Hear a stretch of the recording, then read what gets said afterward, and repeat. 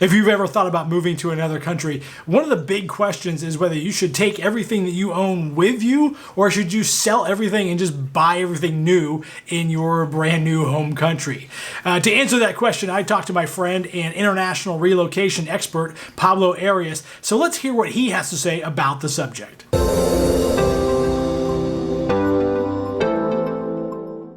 Hey, welcome back to the Happy Trekkers channel. My name is Mike, and I have Pablo Arias with me today. He's going to talk to us a little bit about the logistics of moving. I talk about what happens when you get there a lot, but you have to do something to get there, and this is where Pablo comes in. Pablo is a relocation specialist, and he's going to tell us a little bit about that. So welcome, Pablo. Hey, thank you, Mike. I'm really excited to be here and talk to your audience. Any questions that I may answer, I'm so happy. I think some of this information is so useful, and I also believe there's a lot of people that are making mistakes that just by knowing some of these things that we're going to be talking today, they could save thousands, or just might as well decide not to do anything with shipping. Just don't bother if you're not going to do it right. That's a good point. So actually, so you hit shipping right off the top of your head. So that is actually a good point because I think there's two different schools of thought. I have a friend that moved to Thailand. He moved with the clothes he was wearing, and he took 4 guitars. I don't know why, but he took 4, and that was it. He sold everything. He lived in Florida and basically gave everything away. Other people have their clothes, and they have their furniture, and they have the pictures of their kids, and all these things that they live with here in the United States, and they don't want to give all that up. That's a lot to give up. There's a lot of sentimental value, and they want to take that with them. Also, sometimes they're just valuable things, valuable furniture, or whatever the case may be. So that's where you come in. If I need that to be moved from wherever I am here in the United States to one of the countries that you deal with, you're the kind of person I talk to because I can't put all that on a plane, right? And I'm not going to drive it down either. I don't even know if that's possible to drive it on a truck and drive it to Panama, right? That's not something you can even do, right? So the best answer is, like you said, shipping. And you mean shipping, like an actual ship, right? Yep.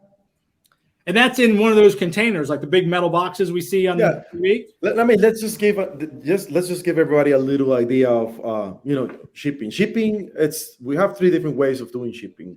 One is ocean freight. You have your 20-foot container, these metal, big steel boxes that you see out there, and you see these big ships with these boxes. You see the 20-foot containers or 40-foot containers. So people get an idea of what is the size of this. You can probably drive in a 20-foot container, the smaller container. You can drive a minivan and still have 4 feet of space, little minivan. Or in a 40-foot container, 2 minivans. I'm just trying to give an idea of so people can think maybe, okay, this is like a small garage. Small garage with some space. That's kind of a standard in the industry, 20 and 40-foot container. Ocean freight. Of course, there is inland freight, and applies in particular for Mexico. Over 95 of the shipments that are going to Mexico are going to be on a truck, semi truck that goes in and out to Mexico. And there are some restrictions about this, and there are better ways to do that. But that's inland. And then there's also air cargo. Air cargo would apply for, let's say, you're moving into a country in Europe that is really far away from an ocean port, really far away, or South America. You go to Bolivia. Bolivia don't even have oceans, right? So their preferred way of shipping would be air cargo, because the other way would be ship your ocean freight to Chile, cross a country, and then get into Bolivia in South America. Oh, wow. So there are 3 ways to do this. Most of our customers, the main thing we do is ocean freight for Latin America, most of the countries in Latin America, or inland freight in Mexico. Hey, if you like this kind of content, make sure you hit the like button. That lets me know that this is the kind of content you want to see, and I'll make sure I make more videos like this. And also, don't forget to subscribe to the channel and ring the bell so you get notified every time we drop a new video. I would say one kind is kind of like the digital nomad, or somebody that just want to take the very basic things, and that's okay, And I do believe that's the best course of action if you're just exploring a new country. You want to move there for the first time. you want to contact us, we can do it. I mean, we can budget everything. But before you go into that, it might be a good idea for you to explore what's to pay the extra luggage. Fly with your guitars, with your things. 5 suitcases or 10 suitcases, Uh-huh. and just for some time, maybe 6 months, and then you realize, yes, I love living in Thailand. I love living in Costa Rica. Then I'm gonna bring my boat, and I'm gonna bring my entire household. So that's one kind. And the other type of customer that we get is usually people that, they have the budget to do it. They already spend their entire life, buying, and they decided for this particular sofa. They have art, they have a piano, they have a safe, things that tools, things that if they were to replace, it's not going to be as easy. And also they also have sentimental value, but it's not just sentimental value. There are many cases where it even makes sense. Hey, question of the day. If you moved out of the country, what is the one thing that you have to take with you? I can answer it pretty easily. For my wife and I, pictures of the kids. We have to take pictures of our kids. There's also some paintings that we've had our entire married life, and it just makes everywhere we have lived feel like our home. So those would be really important to me. But what about you? What's the one thing you have to take with you to make your new place feel like a home? Let me know in the comments below.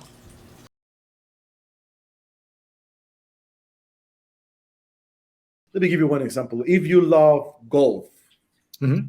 a country like Panama and Costa Rica, even Nicaragua, we will have golf courses. It's not many like in the US, but Oh, really? Okay. in Costa Rica, for being a small country, I can think about 6 to 7 places where people could play golf.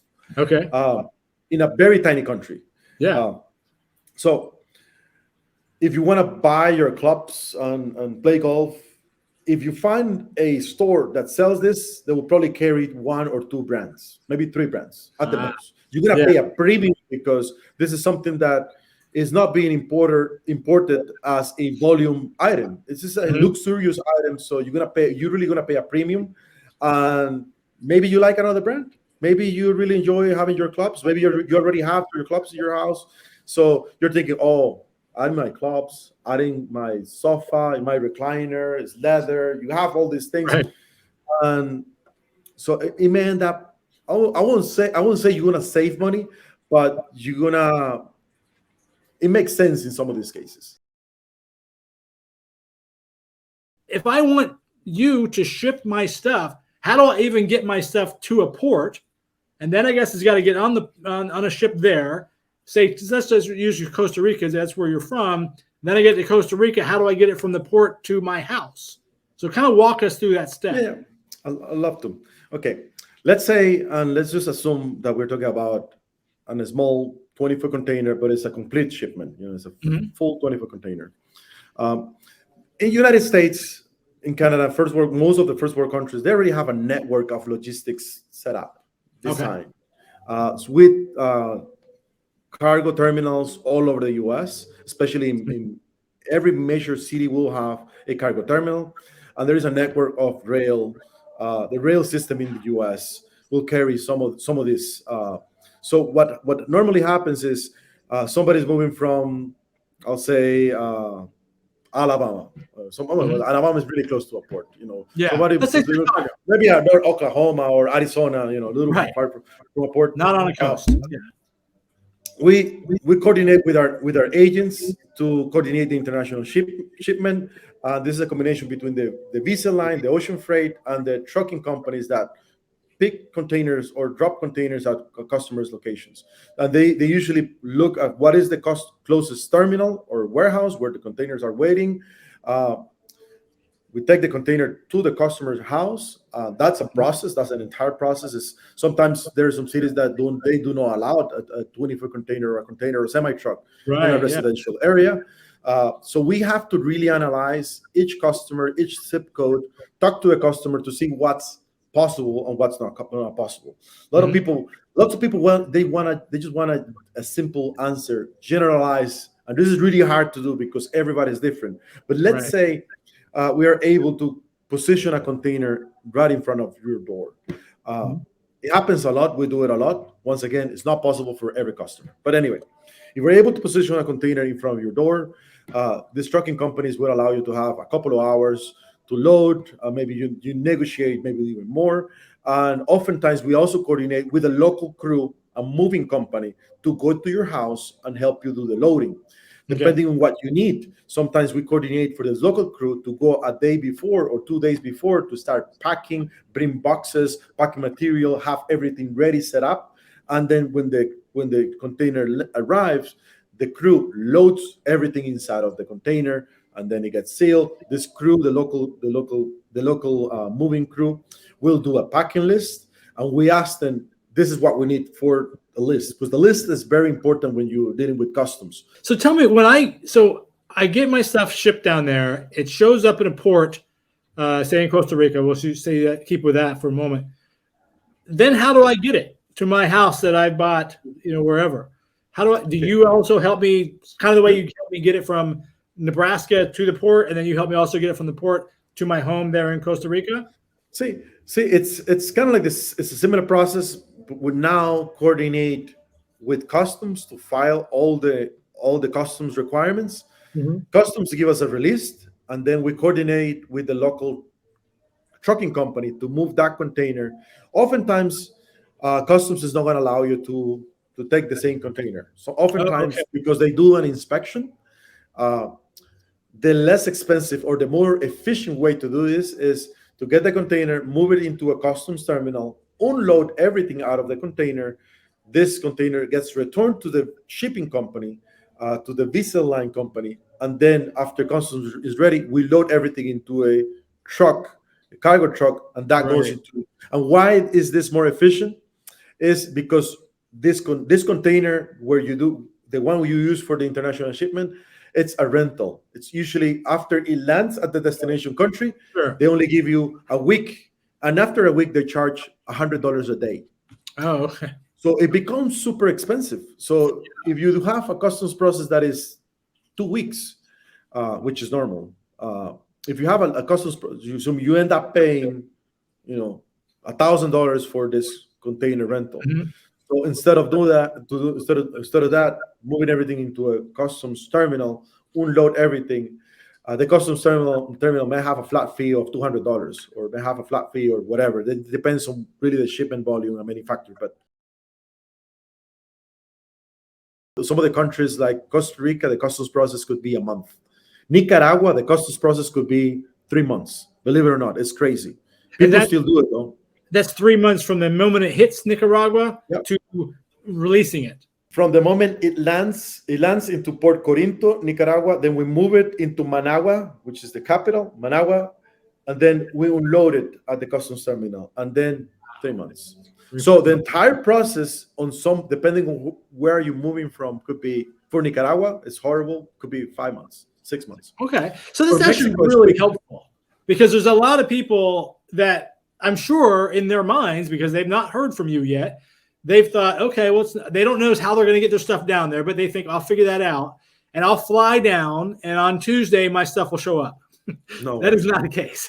no. You're going to be down there for a while. So maybe get an Airbnb or something, because you're not going to have any furniture if you've bought a place or you've rented a place. You may not have, if you're bringing your furniture, you're not going to have anything there for, what do you say, minimum, it sounds like 2 weeks, Costa Rica, right? Up to possibly months. And that's if things go well.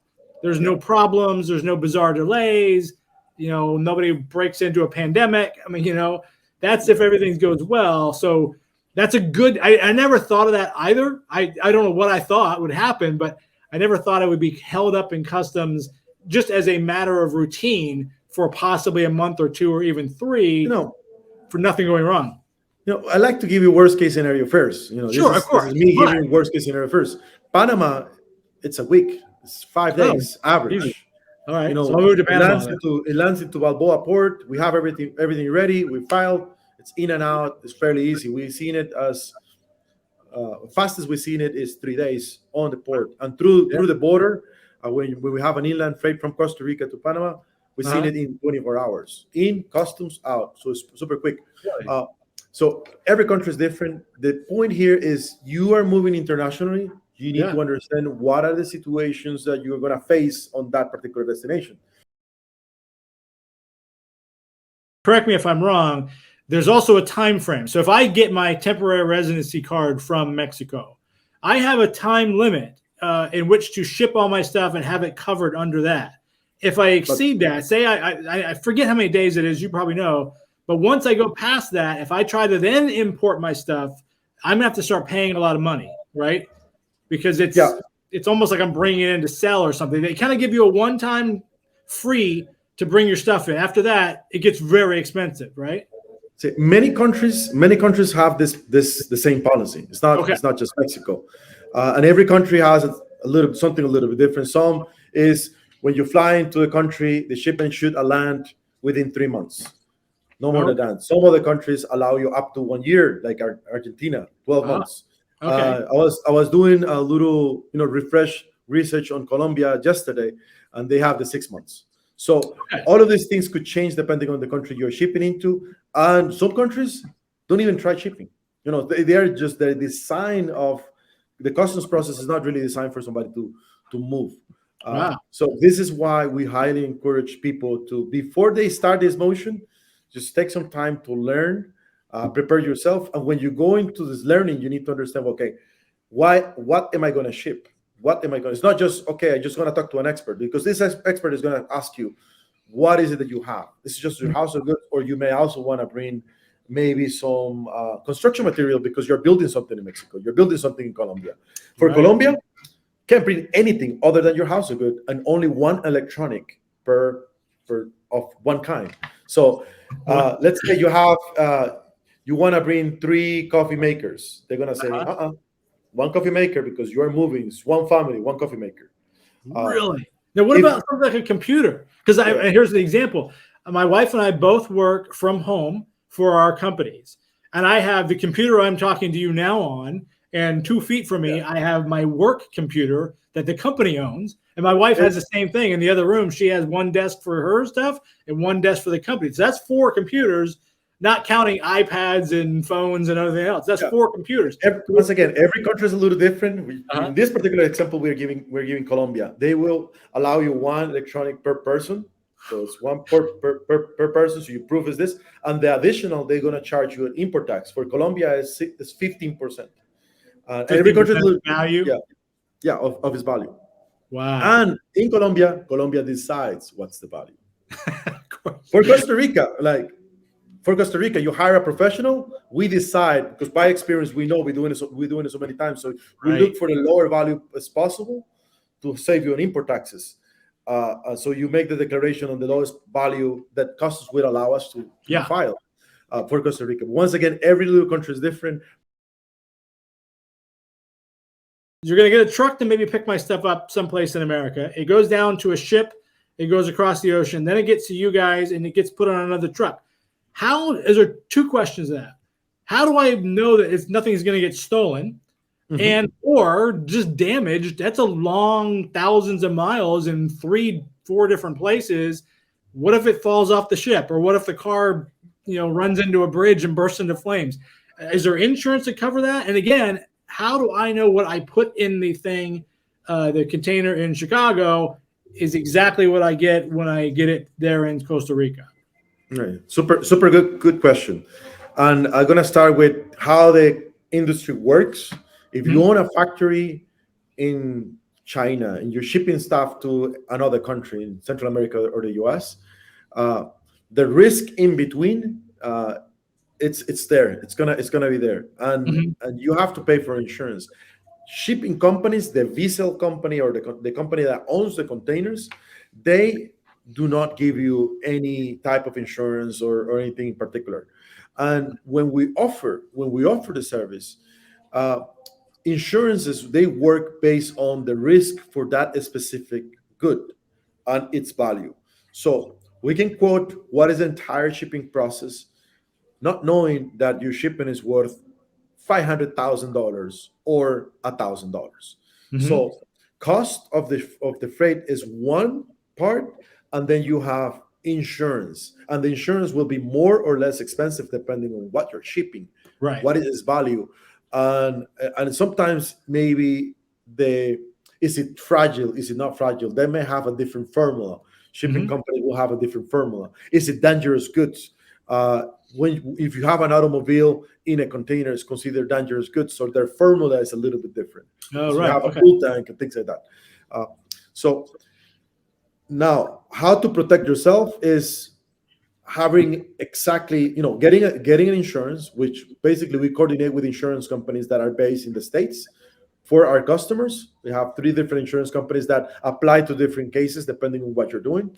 But also documenting, this is what I'm shipping. This is not just for customs, we need it, but also when you go into getting a claim because something got damaged or something might be stolen, documenting this is what we're shipping, the packing list, taking pictures. That comes in a big, that takes a big place if you do it properly to get your money out of the insurance. Now, Okay. in a long time, I'll say 14 years, maybe 3 or 4 times we had incidents where people would make claims. So it's not, and some of these things, they got little scratch or something. I mean, it's a long trip. Mhm. Uh, some customers will explain, well, this is the insurance process. You need to take pictures. You need to provide this. You need to show me, these things. And some customers say, oh, it's too much of a trouble for a scratch. It's not a Right. big deal. Oftentimes that happens. And the ones that go through the motion, the insurance companies usually, take a long time, 3 months, and they usually come back with a settlement. You're expecting $1,000, they come back with $500. So Right. you're still losing, with the insurance company. You're still losing. But and I'd like to be really upfront on this thing. There is always a risk. We can only minimize the risk by getting insurance. And the Mhm. way to make a claim to insurance is have everything very clear, documented, taking pictures, have a good packing list. Even the serial numbers and this information is important for the insurance company because you could say, okay, I have this TV, Samsung smart TV with all these, bells and whistles. If you have the serial number of this, then the value goes by exactly that TV. And then you can prove to the Right. insurance company this is exactly the thing you got damaged or lost or whatever. Uh, versus if you just say I have a TV, what type of TV is it? $100 TV or $3,000 TV? Right. Okay. That makes So I sense. don't I don't know if that answered your question. I It know does. it's not a Yeah. nice No. thing. People think, okay, the shipping company takes my things. If something happens, they will pay for things. But Cover. when we are doing this, we're basically a project manager because Mhm. we don't really own the trucks, the Yeah. containers. We Sure. subcontract the local moving company. Then we file customs. In many countries that we do business, we subcontract the customs agent. We just really prepare for everything they're going to ask, and Mhm. then we subcontract their services, then the local truck. So we Right. coordinate all of this behind the scenes, talk to our all different providers to make one shipment go from point A to point Z. But if something happens, truck goes on the highway and something happens, it's Mhm. something that we cannot really prevent. And so having an Well, insurance is sure. Yeah, as long as there's insurance, like you said, you can't prevent it. Can't prevent it here in the United States either. If I move from Florida to California, like I did, things can go wrong, but at least I'm covered. I don't know. I have this quote that I love that is begin with the end in mind. I don't know if you heard that before. Yep, I heard that. But on my industry, that's what you need to do. I mean, Yeah. and oftentimes people start, okay, I need to quote, I'm moving to Spain, and they get on Google, and Google is not thinking about your particular case. Google is Right. just giving you whoever is paying to be on the top, or maybe you find a good Google review shipping company. Yeah. Out of those, which shipping company specializes in household goods or relocations or this? And out of those, if they're based in your state, if you're based in wherever you live, I'm sure they don't have an idea what's going on in Spain. Right. They don't know that the customs of Spain, officer or department is going to ask you for, you know, a lot of requirements. Yeah. And if not, you're gonna have to pay a big import tax fee. And if you don't have your immigration process, things like that. So I want to move to Costa Rica. I have no idea how much it's going to cost. I can give you like the size of my house, and I think I'm going to move in the summer. So what would I do? I call you or email you, and then you'll kind of give me kind of a consultation and talk to me Mhm. about the things that I'm not even thinking about, and then you can from that point give me a quote. Is that how the process Yeah, works? we have a process that is designed. We normally take uh, about 6 to 8 conference calls per day Mhm. for our customers, and each consultation call is about 45 minutes, sometimes an hour. So Oh, we okay. do really take the time with each customer, with this one-on-one, face-to-face. We Yeah. do it for. We have different reasons why we do this. Uh, One is it's a lot of things that you get lost. I mean, you ask one question, but you didn't know you need to ask this other question, and then Yeah. you ask later in another email. So what we do is we try to, well, let's get together, let's sit down, and let's understand what we're trying to do, analyze the entire situation, and then advise based on your particular situation. Now, Okay. oftentimes a big mistake I see happen is people try to just get quick answers. Just what is it? What is it quick? I can do this, I can do that. And then me, because I've been doing it for so many years, I know. So I give then, oh, if this happened, if that. Uh, but we believe the best way for us is for our customers to book the consultation call, so we can reserve the time and just pay attention to your particular case. We want to, sit down with you. Okay. On this, we have in our website a link with the calendar. You click on it, you book the time, and then it takes you to another page. This page asks you questions about your shipment, ask you questions about the size of your shipment, if you have fragile things, if you have fine art, if you have a piano, if you have all of these different questions. It seems to, oh, it's too much work, but all of these different questions are designed for we, when we receive this information, we prepare our consultation call. Okay. Because many countries will have different things. So if you just come into a consultation call, I want to be able to, okay, you have a piano, you have this, let me look at the Spain, let me just go back. So when Right. I am providing information to you, I'm able to do, really prepare for your particular case, and Right.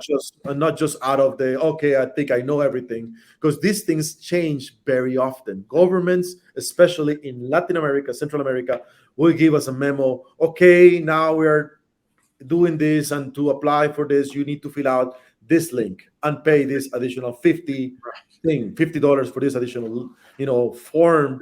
Uh, so because these things change very often, fill out the form. That give us at least one day to prepare, sometimes 2 days, and oftentimes by the time we go into the consultation call, we already have pricing for the customer, because Okay. getting pricing for international logistics, it's also something that takes sometimes 2 or 3 days.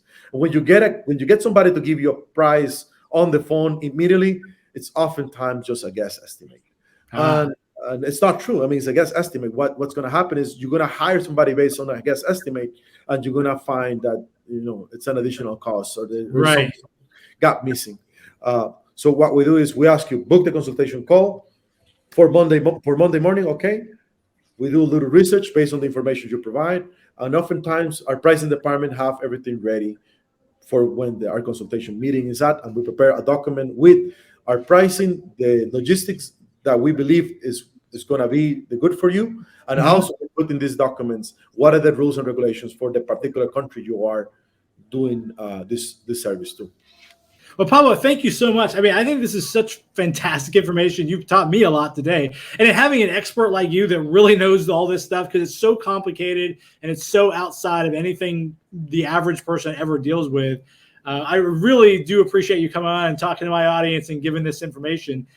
You said you have a website. I'll put that in the link. But what is your website address? Very simple is the name of our company, which is International Relocation Partner.com. .com.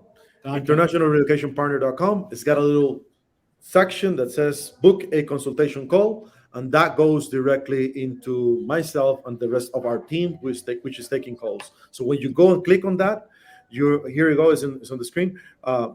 You are gonna get connected to the person that manages that route.